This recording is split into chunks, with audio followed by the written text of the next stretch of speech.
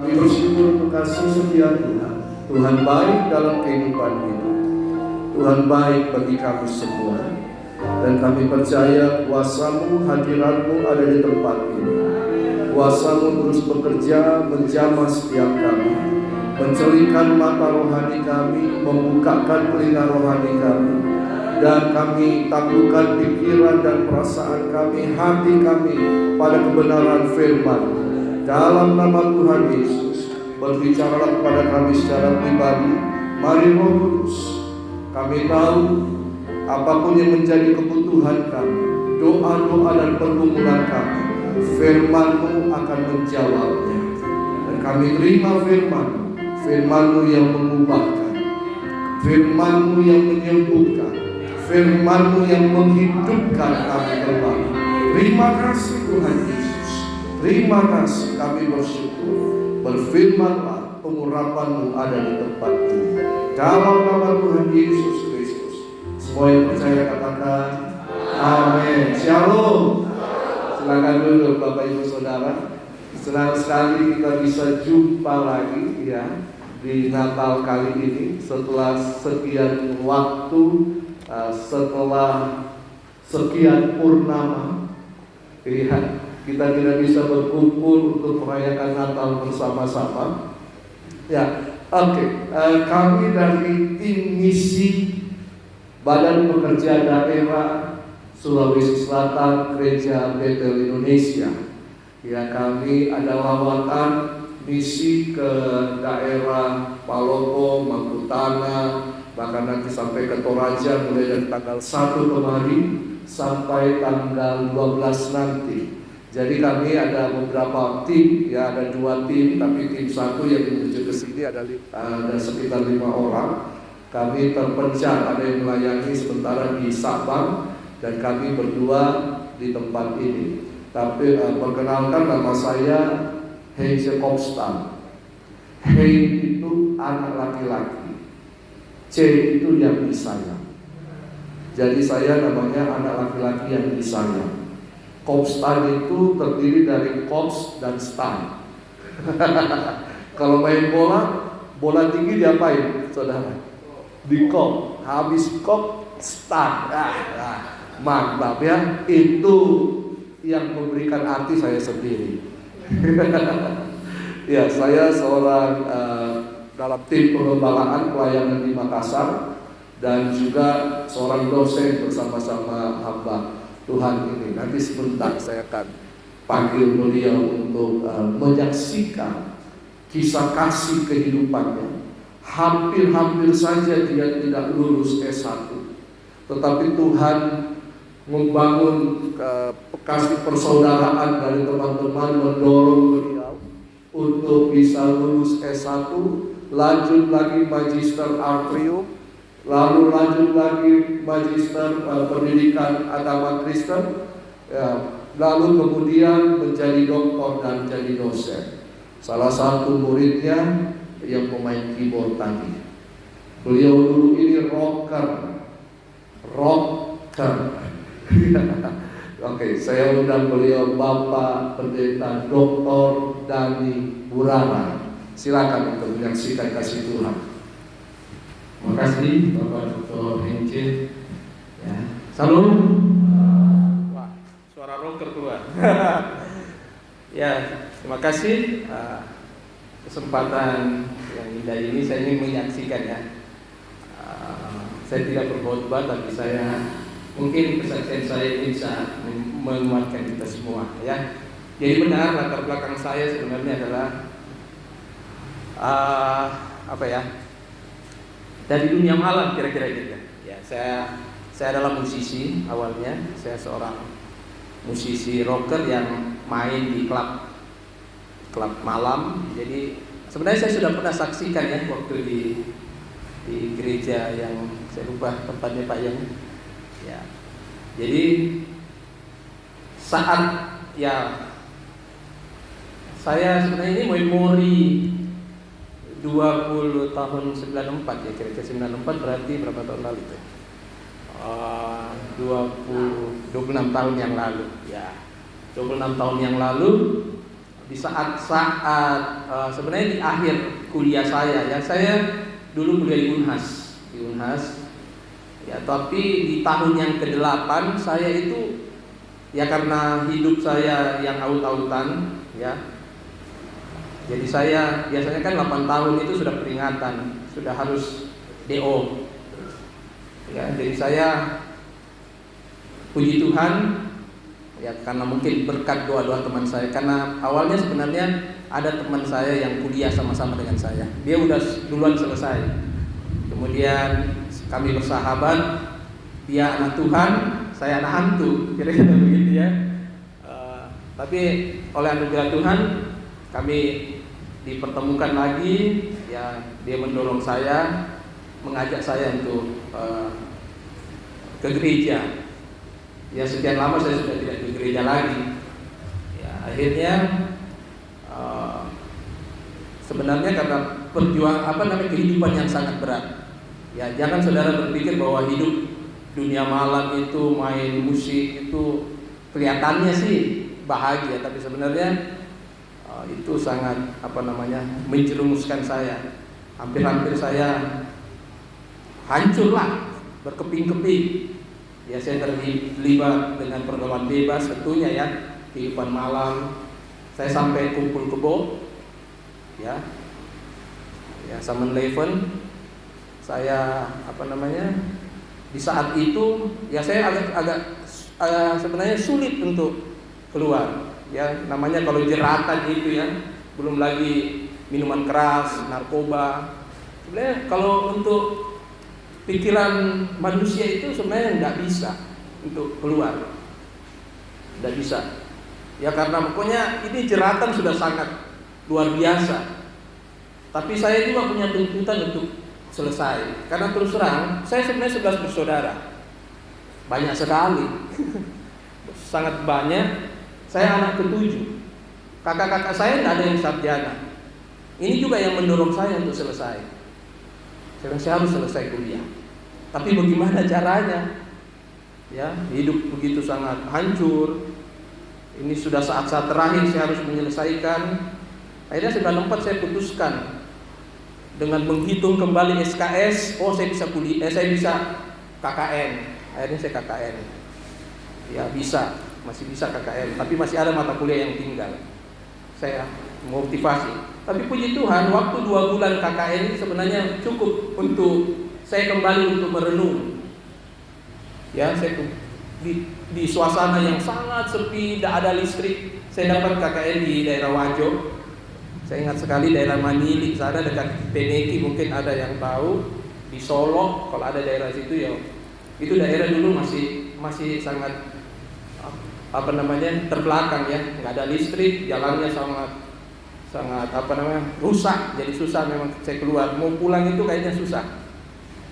Jadi memang keadaan itu juga karena saya sebenarnya sudah ikut sama teman, tapi kan masih sulit untuk keluar.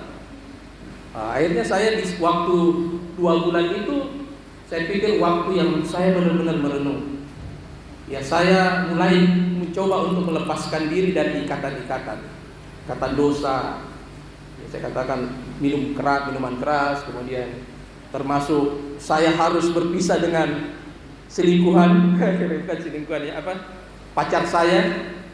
Ya, jadi waktu itu yang saya pikir itu cukup. Ya saya mau merefleksikan diri, mengingat kembali, mengevaluasi diri.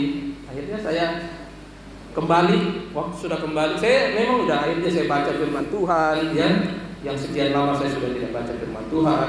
Saya karena tidak ada kerjaan lain kira-kira gitu ya. Tidak ada lagi kerjaan lain. Jadi saya ya kadang-kadang memang begitu Tuhan ya mengizinkan kita ya, sehingga kita karena tidak bikin apa-apa, akhirnya saya baca-baca Alkitab. Saya nggak baca perjanjian baru itu habis. Baca tapi nggak ngerti sebenarnya ya. Cuman baca aja, mengisi kekosongan. Akhirnya Tuhan baik, ya Dia merubah, Dia mulai bekerja dalam diri saya. Tentunya ini berkat dorongan doa hamba Tuhan, teman-teman saya dalam pelayanan mahasiswa. Akhirnya saya sudah mempunyai Tuhan sudah bekerja dalam kehidupan saya. Sehingga pada tahun 95 saya menyusun skripsi. Saya menyusun skripsi itu dari kertas-kertas sisa-sisa saja. Ada teman saya yang sudah menyelesaikan skripsinya, akhirnya ada kertas-kertas sisa. Saya lihat itu kertas cuma berapa lembar. Ada mesin tik. Akhirnya saya ambil itu, saya ketik. Saya dulu kan masih ngetik ya, masih ngetik. Saya harus mengetik. Wah, kapan selesainya ini? Tapi puji Tuhan, 95 setahun kemudian itu saya bisa selesai. Ya, selesai. Kemudian saya sudah bertobat ya, 95 itu saya bertobat. Kemudian saya dibaptis, kemudian saya menyerahkan diri sepenuhnya kepada Tuhan. Ajaibnya semua ikatan-ikatan itu dengan sendirinya terlepas. Saya tidak mampu. Istilahnya teman perempuan saya itu akhirnya dia yang bingung lihat saya. Kau pasti sudah begini, kenapa kau begitu? Saya nggak tahu, saya cuma biasa-biasa aja. Akhirnya dia yang jadi tidak senang gitu. Jadi saya pikir ya puji Tuhan, kau tidak mau ya sudah, saya gitu ya. Saya pikir ini jalan Tuhan. Akhirnya saya dipulihkan Tuhan, dipulihkan melayani, terlibat dalam pelayanan. Kemudian akhirnya dipulihkan 97 saya menikah, tapi menikah dengan bukan yang itu ya. Istri saya adalah istri yang dari keluarga baik-baik ya. Ternyata dia juga yang mensupport saya waktu itu. Akhirnya kami menikah dan sekarang kami sudah dikaruniai 4 orang anak. Ya, anak saya tahun ini puji Tuhan, kalau Tuhan berkehendak selesai, UNHAS juga. Kemudian 2 lagi anak saya masih kuliah, ya, 1 yang bungsu itu SMA. Akhirnya saudara, Tuhan itu baik, ya. Kalau Dia bekerja itu tidak tanggung-tanggung, saudara. Yang dulu saya kalau kuliah itu udah sebenarnya nggak punya gairah, tapi saya diberikan kekuatan. Akhirnya saya sekarang suka belajar, ya. Akhirnya sambil S2, ya, Magister Artium, kemudian pendidikan. Sebenarnya MTH juga, cuman saya belum mau karena saya pikir anak saya harus selesai dulu. Ya, saya juga walaupun saya sudah dokter, saya mau ambil yang Magister Teologinya. Jadi saya sebenarnya hampir 3 saya punya titel S2. Itu semua karena anugerah Tuhan, bukan karena saya. Kalau saya ini sebenarnya nggak ada apa-apanya. Kemudian Tuhan pakai saya, Dia menggenapi rencananya, saya jadi hamba Tuhan, melayani. Saya juga menjadi pengajar. Kalau mau dilihat tampangnya mengajar itu mungkin jauh ya, tapi itu semua karena anugerah Tuhan. Saya bisa berdiri di tempat ini, ya, saya bisa melayani Tuhan, itu semua anugerah Tuhan. Kita berikan kemuliaan bagi Tuhan. Jadi siapapun kita, kesimpulannya ya, siapapun kita, ya, yang orang yang tidak punya harapan, Tuhan itu sanggup untuk mengubah. Amin. Ya, inilah saya adalah bukti karya Tuhan. Mungkin kalau dibilang rocker yang bisa S3 ya tidak banyak. Kalau S3 umum mungkin, tapi menjadi pendeta, menjadi hamba Tuhan itu saya pikir langka tapi nyata. Tapi itulah Tuhan kita. Ya, itulah Tuhan yang kita sembah dalam Yesus Kristus. Itulah sanggup berubah dari apa yang mengangkat dari dosa orang-orang yang tidak berguna, mungkin yang tidak berarti, tapi Tuhan bisa memakai itu menjadi sesuatu sangat berarti. Bahkan saya bisa menjadi berkat, saya bisa mendidik anak-anak ya saya, termasuk juga Ray juga. Ini saya yang bimbing supaya dia bisa selesai, ya. Saya bimbing, saya motivasi dia tertunda 1 tahun. Saya bilang kau harus selesai, sini saya yang tangani kau. Akhirnya dia bisa selesai. Dan berapa banyak juga saya suka untuk menolong, karena apa? Saya juga ditolong Tuhan. Saya tahu mungkin anak-anak kita orang pikir gampang kok selesai, tapi ada memang tertentu anak-anak tertentu yang perlu kita support. Makanya saya sangat senang banyak mahasiswa termasuk S2 yang mengalami kesulitan. Saya bilang saya siap untuk membantu. Amin. Jadi karena apa saudara? Karena saya juga ditolong Tuhan. Saya merasakan bagaimana karya Tuhan, kebaikan Tuhan dalam hidup saya. Amin. Sekali lagi kita berikan kemuliaan bagi Tuhan. Saya kembalikan kepada sahabat saya. Luar biasa. Saya kenal beliau ini masih rambut seperti ini, panjangnya di sini. Kalau kakaknya Sini Pak, rocker Pak, ya, rocker. Nah, hampir aja dia ke Jakarta jadi artis. Untung tidak. Saya nggak tahu kalau dia jadi artis, karena udah dilirik sama si Anang. Ya. Nah, oke.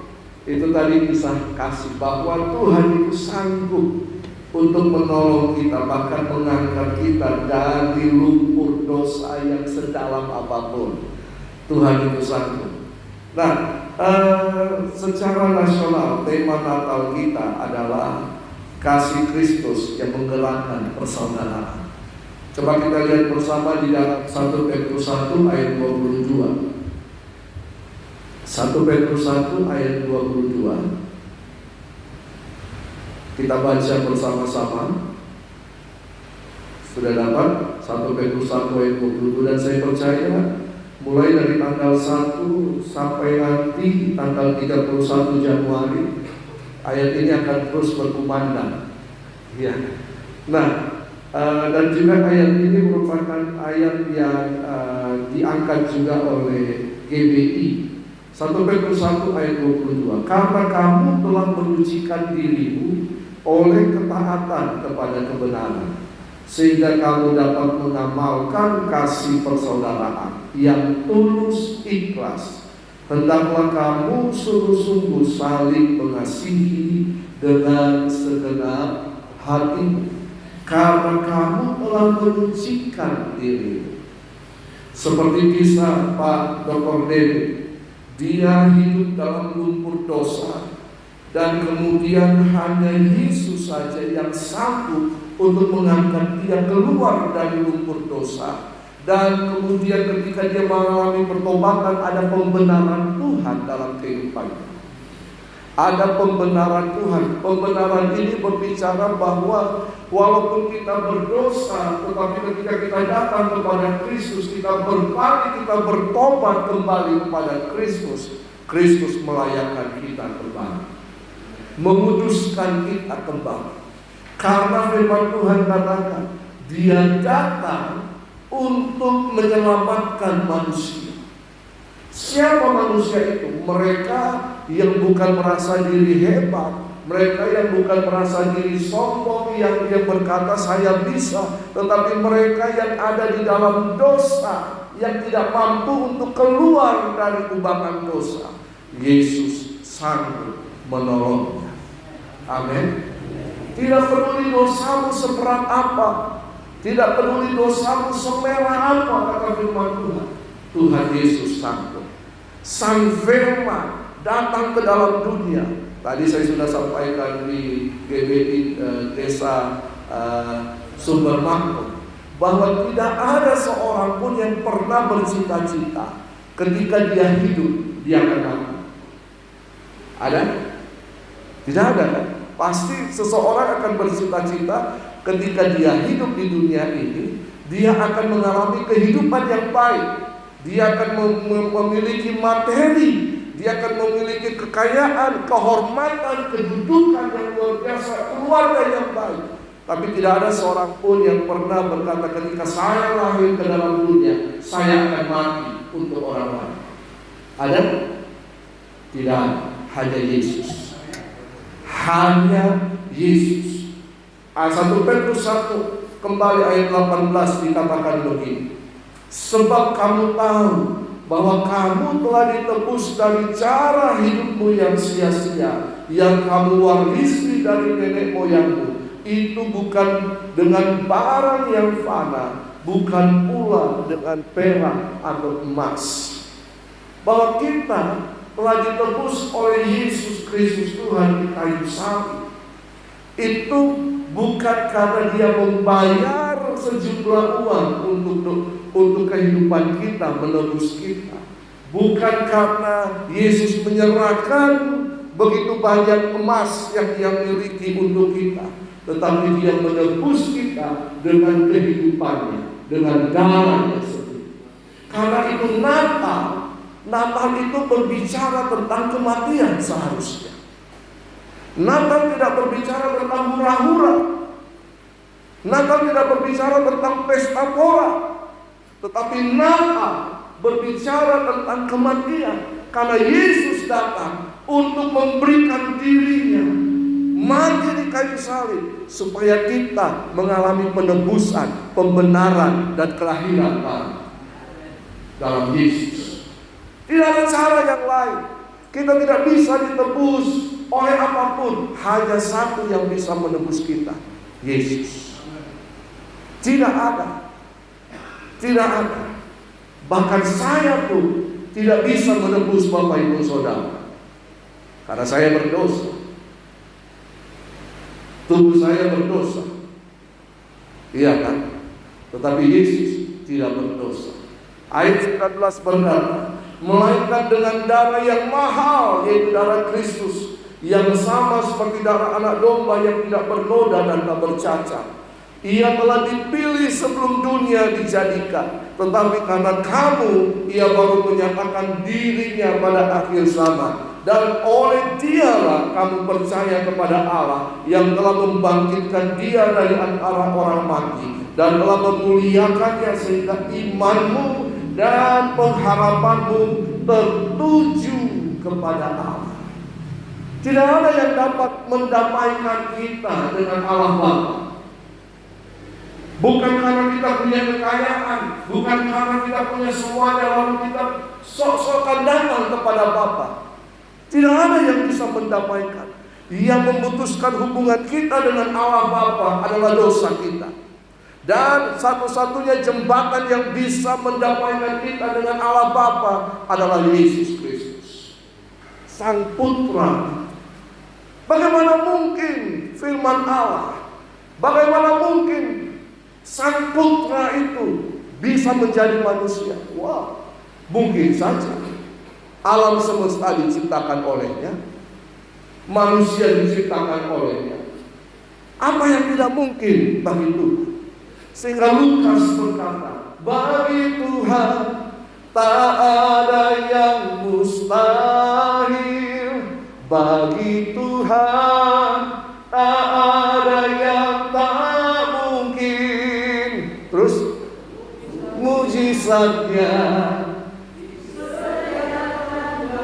amin, ku diangkat dan dipulihkannya.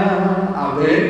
Kita diangkat dari lubang, dari lumpur-lumpur dosa, dipulihkannya. Kenapa?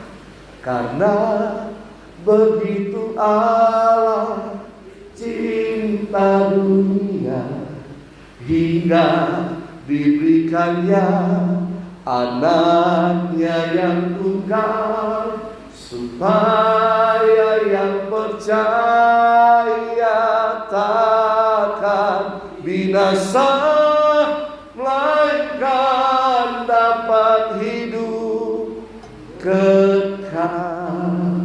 Karena kasih Allah, Allah Bapa. Manusia berusaha untuk mencari Tuhan, tetapi tidak sampai kepada Tuhan. Kekristenan berbicara Allah yang datang menghampiri manusia. Dia yang dari surga turun ke dalam dunia, berinkarnasi, masuk dalam rahim Maria. Apakah Tuhan bisa datang begitu saja, tiba-tiba datang di tengah-tengah kita? Bisa nggak? Bisa? Bisa. Siapa bilang tidak bisa? Dengan kemahakuasaannya, dengan kekudusannya, dia bisa datang di tengah-tengah kita. Tetapi kita manusia masih berdosa. Ketika kekudusannya turun di tengah-tengah kita, apa yang terjadi? Kita bisa binasa. Karena Allah kita putus benci dosa. Ingat kisah Musa. Ketika Musa ini bertemu dengan Tuhan, Tuhan berkata, bisa, tetapi kemuliaanku akan menghanguskan. Apa yang terjadi? Musa disembunyikan di celah batu. Tangan Tuhan menutupi Musa. Lalu kemudian Musa hanya bisa melihat belakang Tuhan. Bisa saja Tuhan datang, tetapi dia memilih cara yang terbaik, menjadi manusia. supaya dia mengerti, dia peduli persoalan yang sedang terjadi. Dia mengerti, dia peduli. Alami, namun sayang, agar kita percaya sampai mukjizat menjadi nyata.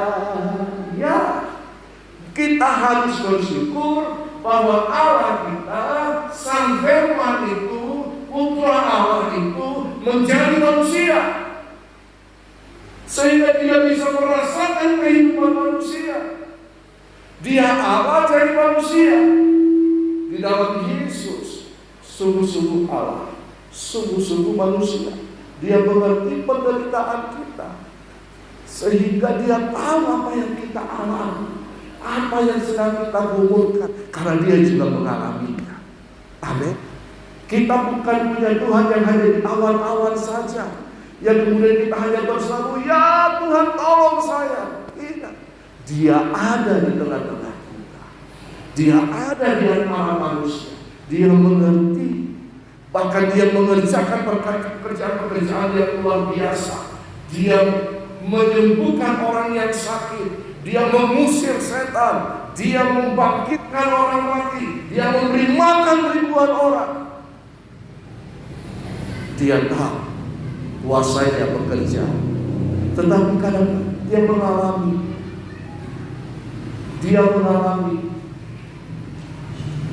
duka cita, dia mengalami penolakan, dia mengalami yang manusia pun alami. Itulah Tuhan kita, Yesus Kristus. Sehingga kita dapat, ketika kita bertobat, terima Yesus sebagai Tuhan, kita masuk dikumpulkan menjadi keluarga Allah. Kita menjadi anak-anak Allah. Sehingga kita berseru, ya Allah Bapa, ini aku anakmu, layakkanlah seluruh hidupku. Allah Bapa di surga, mari kepada hai kamu yang letih lesu dan berbeban berat, aku akan memberikan kelegaan kepadamu. Amin. Dia yang telah mengasihi kita, dia yang telah memberikan kehidupan kepada kita, dan di dalam dia ketika kita percaya, maka dia akan memulihkan, memperbaharui kehidupan kita. Tetapi kata firman Tuhan, karena kamu telah menyucikan dirimu oleh ketaatan kepada kebenaran, sehingga kamu dapat mengamalkan kasih persaudaraan. Kasih persaudaraan dalam bahasa Yunani disebut Philadelphia. Philadelphia bukan hanya sekedar nama gereja, bukan hanya sekedar nama kota, tetapi Philadelphia itu adalah kasih persaudaraan. Nah, karena itu jemaat di tempat ini mengangkat tema, peliharalah kasih persaudaraan. Peliharalah kasih persaudaraan. Kenapa demikian? Karena kasih Allah sudah dicurahkan di tengah-tengah manusia. Dan kemudian firman Tuhan katakan, kasihlah Tuhan Allahmu, kasihlah juga sesamamu manusia, dan tidak ada hukum yang menentang akan hal ini. Amin. Karena itu kita yang telah menerima kasih Tuhan lewat karya penyelamatannya, kita telah ditebus dari dosa-dosa kita. Ingat, hidup kita yang ditebus, bukan dosa-dosa kita. Ya, hidup kita yang ditebus dari dosa, sehingga kita dapat diselamatkan. Kalau dosa-dosa kita yang ditebus, nanti masuk surga dosa-dosa kita. Iya kan? Tapi hidup kita ini yang paling berharga. Hidup kita. Karena itu firman Tuhan katakan, persembahkanlah tubuh sebagai persembahan yang kudus, yang hidup, yang kudus, dan yang berkenan kepada Allah. Itu ibadahku yang sejati. Nah, kalau kita sudah mempersembahkan tubuh kita, berarti yang berdaulat atas kehidupan kita siapa? Yesus. Betul kan? Seumpama saya menyerahkan iPad saya ini kepada Pak Sutarno, saya serahkan, saya persembahkan misalnya Pak ya. Misalnya Pak, ya saya persembahkan. Nah, berarti sekarang kepemilikan itu menjadi milik siapa? Pak Sutarno. Ya kan? Saya tidak bisa lagi mengutak-atiknya. Pak, hati-hati Pak. Pak, pasang ini Pak. Pak, upgrade Pak. Tidak. Tapi sepenuhnya ada dalam kedaulatan tangannya Pak Pendeta Sutarno. Nah, ketika kita mempersembahkan hidup kita sebagai respon kita akan karya keselamatan dari Yesus Kristus, kita mempersembahkan hidup kita. Berarti yang berkuasa, yang berdaulat, yang memiliki kehidupan kita siapa? Yesus. Bukan kita lagi. Bukan kita lagi. Tapi seringkali kita suka mau mengambil alih kembali hidup kita, dan kita hidup tanpa mempedulikan Kristus lagi. Kita hidup dengan cara hidup kita. Kita hidup dengan apa yang kita mau. Hidup dalam keegoisan, hidup dalam kepentingan diri sendiri, hidup dalam apa? Segala sesuatu yang hidup kita hanya berkata saya. Semuanya saya. Kalau ada proyek, ada beberapa orang, saya semua yang mau ambil alih. Saya semua yang mau makan. Ya, saya semua. Coba saudara lihat. Kalau ada makanan prasmanan yang berapa macam itu di atas meja, coba perhatikan orang yang saya, dia akan ambil sebanyak-banyaknya makanan itu tanpa memperhitungkan orang lain yang ada di belakangnya. Betul kan? Dia akan ambil itu dan membuat seperti gunung bawah karang. Layer 1 daging, layer 2 sayur, layer 3 nasi, layer 4 daging, layer 5 sayur, layer 6 nasi, begitu seterusnya. Bahkan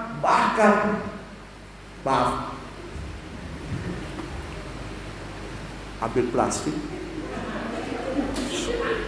masuk ke dalam. Itu orang-orang salah satu contoh yang mementingkan dirinya sendiri. Kalau sekarang tidak ada, puji Tuhan. Sekarang bungkus, ada nasi bungkus, nasi kotak yang dikasih, tapi Pak, dua. Ada anakku di rumah juga. 3. Ada suamiku tidak ikut. 4. Padahal yang disiapkan panitia terbatas. Ini salah satu contoh saya. Dan ini yang akan menghambat kasih persaudaraan. Ini salah satu contoh.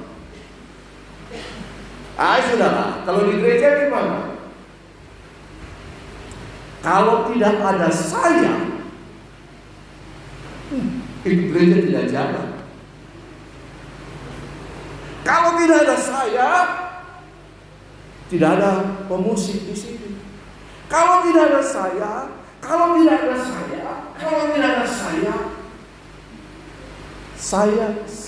saya.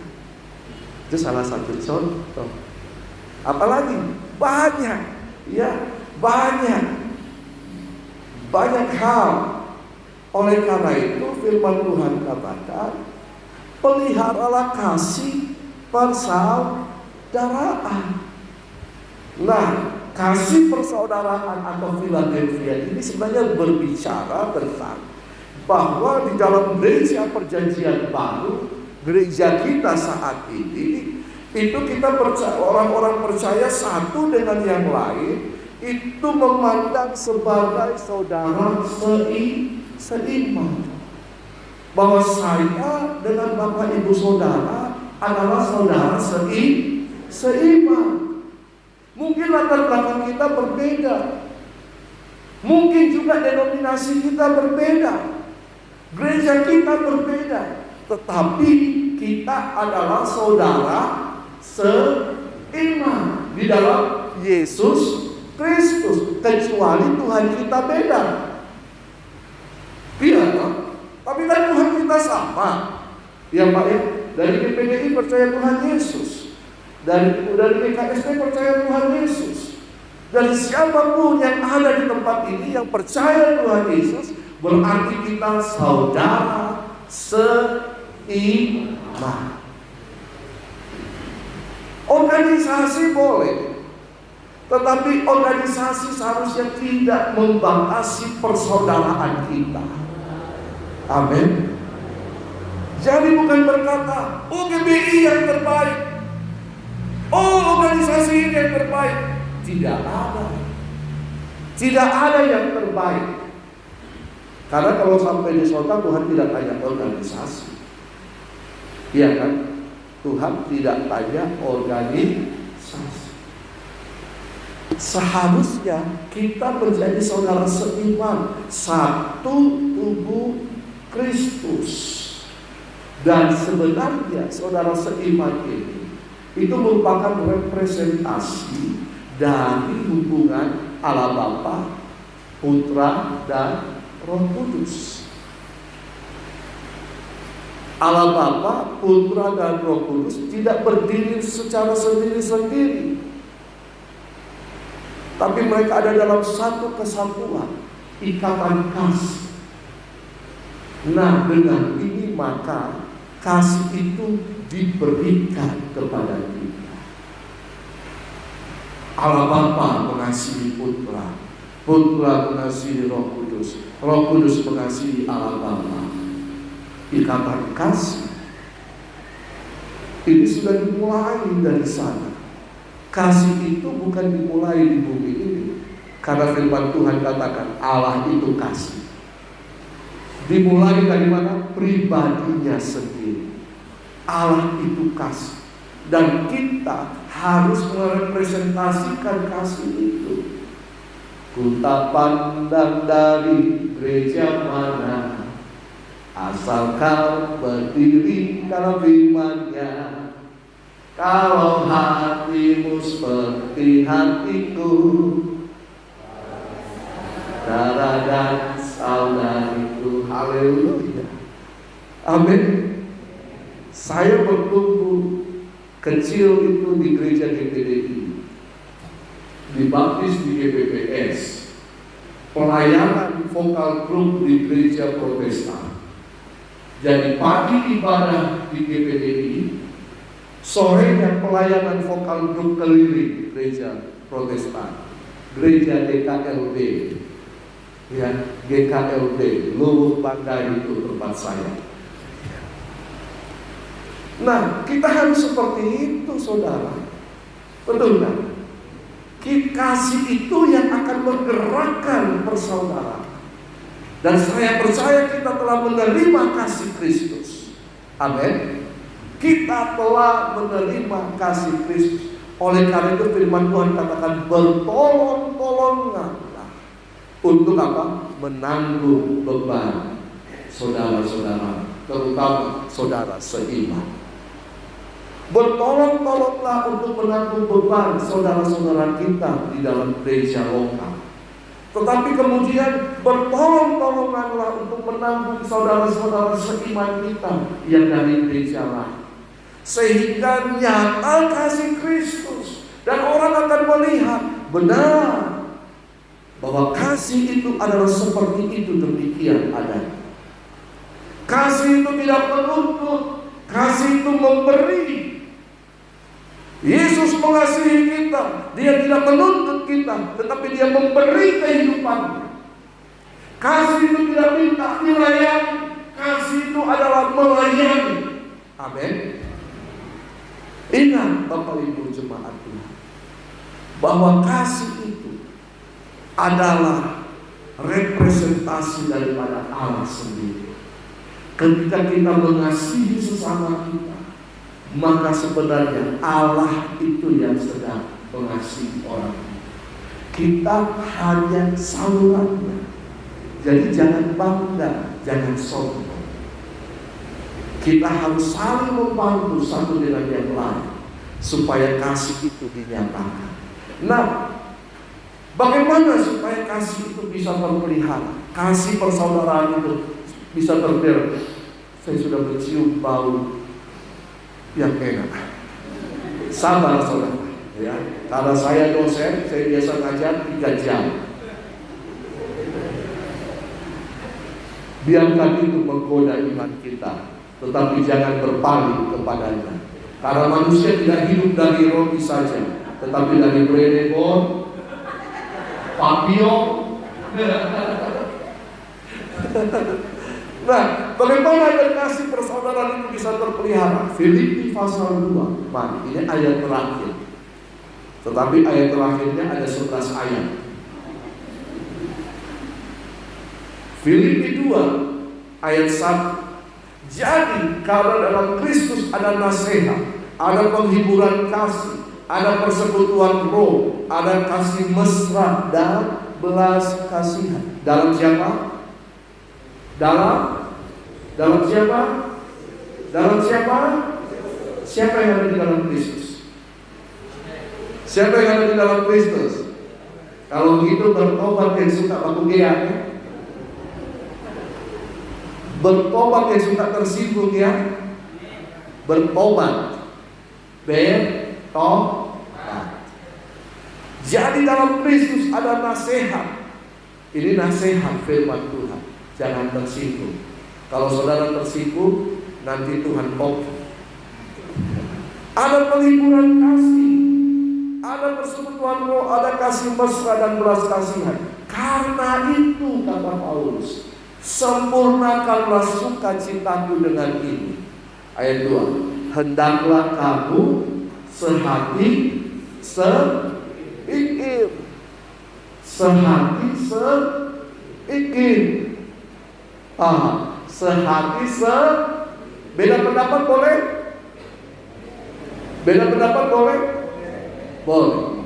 Tapi kalau pendapatnya tidak diterima, kebanyakan, saya kasih tahu rahasianya. Kebanyakan itu di gereja, kalau pendapatnya tidak diterima, sudah juga di sini. Masih ada gereja lain. Tapi kalau saudara tidak mengalami proses ini, dimanapun saudara akan terus membawa masalah. Gereja yang tadinya baik-baik, tapi kalau saudara pindah ke situ, gereja itu jadi masalah. Mohon maaf. Kamu sehati sepikir dalam apa? Satu kasih, satu jiwa, satu. Tujuan kita kemana sih? Tujuan kita kemana? Kepada, nah ini dia, kehidupan kekal bersama Kristus kan? Iya kan? Tujuan kita ke situ. Dan tujuan ke sana itu tidak baku senggol, tidak saling baku jatuh, kasih jatuh orang. Tidak. Tujuan ke sana itu bergandengan tangan dalam kasih, dalam satu hati, bersama dengan saudara. Bukan begini, kamu ke sana, Pak Dedi, tidak boleh, saya saja. Pak Amin, tidak boleh, saya saja. Tapi bergandeng. Kau saudaraku, kau sahabatku. Tapi kalau ada bombe, kau saudaraku, gak mau lihat dia. Karena itu selesaikan bombe-bombe di bumi ini. Amin. Jangan sampai gara-gara bombe tidak masuk surga. Amin. Jemaat-jemaat juga.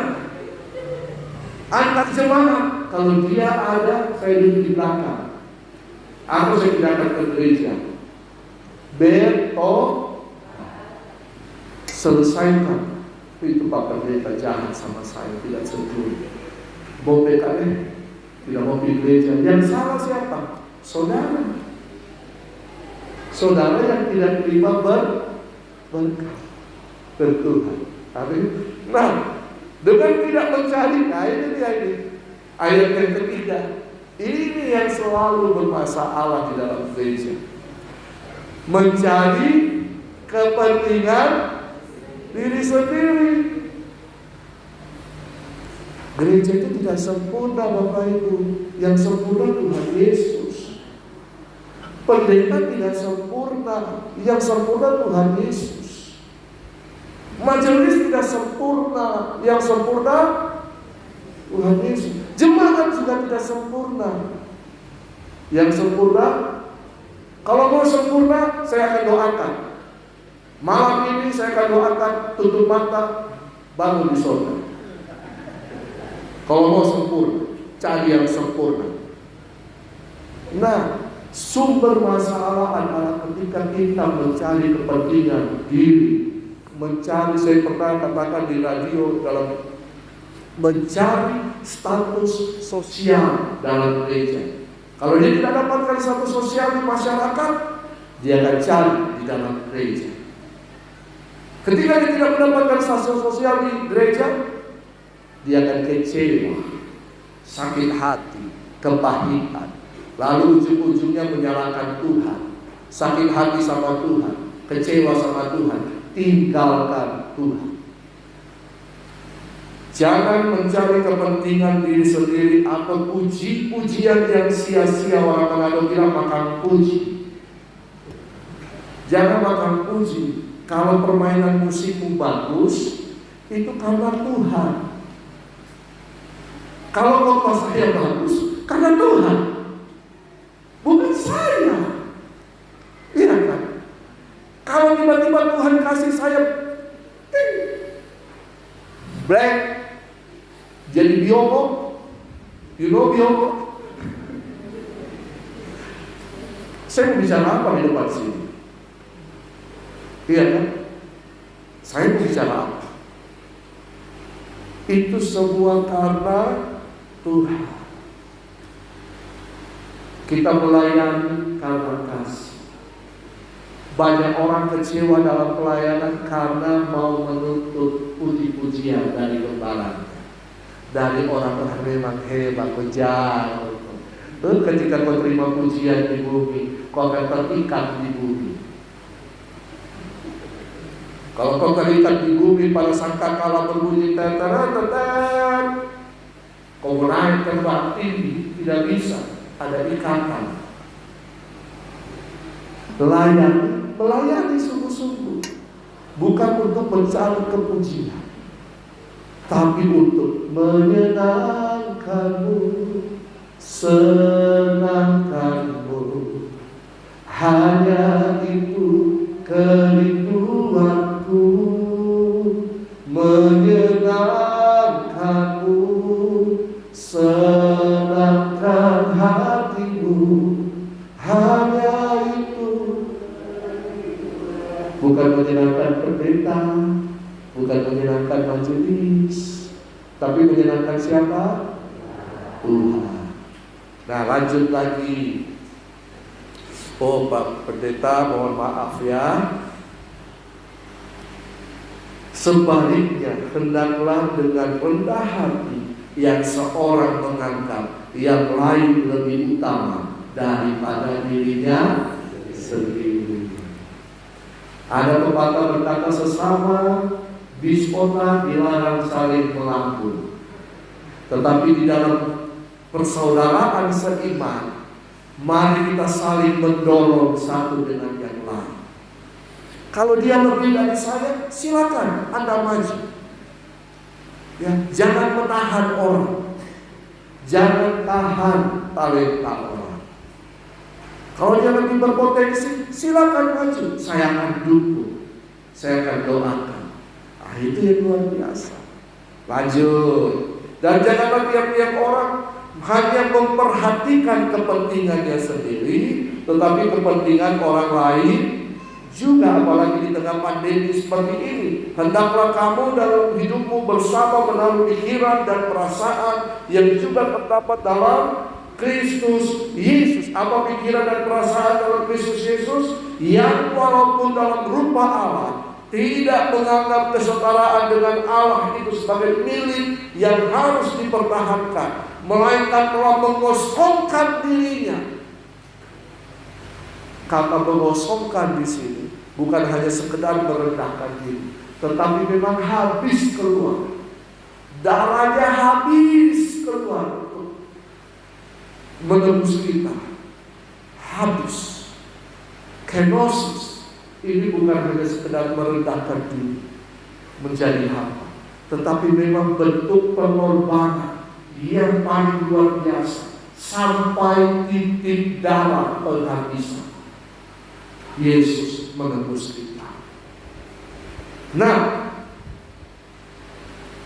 dan mengambil rupa seorang hamba dan menjadi sama dengan manusia. Dan dalam keadaan kita sebagai manusia, ia telah merendahkan dirinya dan taat sampai mati, bahkan sampai mati di kayu salib. Itulah sebabnya Allah sangat meninggikan dia. Kalau kita merendahkan diri, bukan berarti kita tidak akan terhormat. Kalau kita melayani seseorang atau jemaat Tuhan dengan penuh segenap hati kita melayani, bukan berarti kita hanya menjadi hamba. Ingat ada bola pantul. Ketika kita dipantulkan ke bawah, dianggap tidak berharga, Tuhan yang akan membawa kita naik tinggi. Amin. Jadi jangan kita melayani karena terpaksa.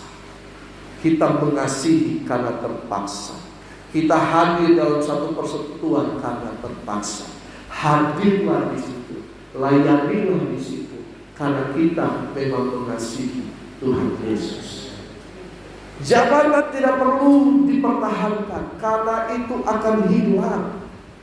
Sama seperti yang tadi kita baca di dalam 1 Petrus tadi, ayat yang ke-24, semua yang hidup adalah seperti rumput, dan segala kemuliaannya seperti bunga rumput. Rumput menjadi kering dan bunga gugur, tetapi firman Tuhan tetap untuk selama-lamanya.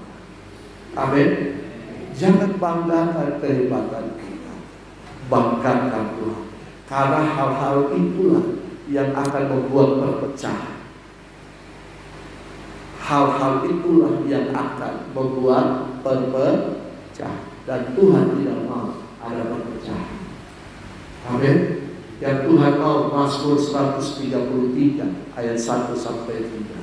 Sungguh alangkah indahnya dan alangkah eloknya jika kita duduk bersama.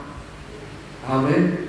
Sebab seperti minyak yang dari kepala turun ke jantung, bahkan sampai ke jiwa, dan kesadaran Tuhan akan memberitakan berkat kehidupan sampai selama-lamanya. Sungguh indah kalau kita bersekutu bersama-sama dalam kasih Kristus, karena kita adalah saudara seiman. Yang terakhir, dan dikatakan ayat yang ke-9, itulah sebabnya Allah sangat meninggikan dia dan mengaruniakan kepadanya nama di atas segala nama, supaya dalam nama Yesus bertekuk lutut segala yang ada di langit dan yang ada di atas bumi dan yang ada di bawah bumi, dan segala lidah mengaku Yesus Kristus adalah Tuhan, bagi kemuliaan Allah Bapa. Dan saya percaya ketika kita memanifestasikan firman Tuhan ini, orang akan melihat kehidupan kita seperti suratan yang terbuka, dan orang akan merasakan ada kasih Kristus yang keluar, dan mereka akan bertekuk lutut dan mengaku Yesus Kristus adalah Tuhan. Amin. Tapi coba kalau kita saling bobek-bobek, baku gontok-gontok, itu berarti kita sedang mempermalukan Tuhan kita. Betul? Stop mempermalukan Tuhan. Hari ini mari kita sadar, tidak ada yang lebih baik, tidak ada yang lebih utama, hanya Yesus saja. Amin. Hanya Yesus saja. Mari kita bangun. Terima kasih Tuhan. Terima kasih Tuhan. Terima kasih. Kau telah memberikan anugerah yang terbesar. Terima kasih Yesus. Tuhan, kalau saat ini ada di antara kami yang mungkin masih menyimpan sakit hati, dendam, kekecewaan terhadap seseorang, bahkan mungkin terhadap saudara seiman, bahkan mungkin terhadap hamba-hamba Tuhan, atau terhadap para pendeta yang ada, Tuhan, ampuni kami. Ampuni kami. Kalau kami masih mencari kepentingan sendiri, diri sendiri diutamakan dalam setiap perhimpunan, ampuni kami. Dan biarlah kasih Kristus mengalir dalam kehidupan kami. Kasih yang menyembuhkan setiap luka hati kami. Kasih yang membebankan. Terima kasih Yesus. Terima kasih. Terima kasih. Dan ketika kami bersatu hati bersama-sama, kami percaya ada berkat kehidupan dicurahkan. Ada mukjizat Tuhan, ada kuasa Tuhan yang bekerja. Dan kami percaya ketika kami mengalami sakit penyakit, kasih Tuhan menyembuhkan kami, kuasa Tuhan menyembuhkan kami. Dalam nama Tuhan Yesus Kristus. Bahkan ketika kami ada masalah, kami mengalami persoalan, kami yang tidak mampu akan mendapatkan kekuatan yang baru dari saudara-saudara seiman yang lain. Kami saling menentukan, kami saling membantu, kami saling mendorong, kami saling menopang. Terima kasih Tuhan. Ada kasih Kristus di tempat ini. Ada kasih Kristus di tempat ini. Ada kasih Kristus di tempat ini. Terima kasih Yesus. Terima kasih. Terima kasih. Kami merendahkan diri, kami minta ampun Tuhan. Kalau kami menyombongkan organisasi gereja kami, Tuhan, ampuni kami Tuhan. Ampuni kami. Kalau kami bangga dengan apa yang ada dan merendahkan orang lain, Tuhan, ampuni kami. Ampuni kami. Biar kami hidup sehati sepitu, satu jiwa, satu tujuan dalam Kristus. Kami membangun tubuh Kristus. Kami membangun kerajaan Allah. Kerajaan Allah ditegakkan di tempat ini, dan nama Tuhan dipermuliakan. Kami adalah saudara seiman di dalam Yesus. Kami bertumbuh bersama-sama. Kami saling menguatkan satu dengan yang lain. Kami saling menopang satu dengan yang lain. Dan nama Tuhan saja yang dipermuliakan. Terima kasih Tuhan Yesus. Terima kasih. Diberkati seluruh jemaat, diberkati seluruh hamba-hamba, diberkati seluruh gereja Tuhan yang ada di desa ini Tuhan. Bahkan dari desa ini akan mengalir kasih Tuhan kepada desa-desa yang lain. Dan Lubu Timur ini dan Lubu Raya semuanya ini mengalami kasih Kristus. Nama Tuhan dipermuliakan. Kami bersyukur, kami bersyukur. Dalam nama Tuhan Yesus Kristus. Semua yang percaya katakan amin. Tuhan Yesus memberkati.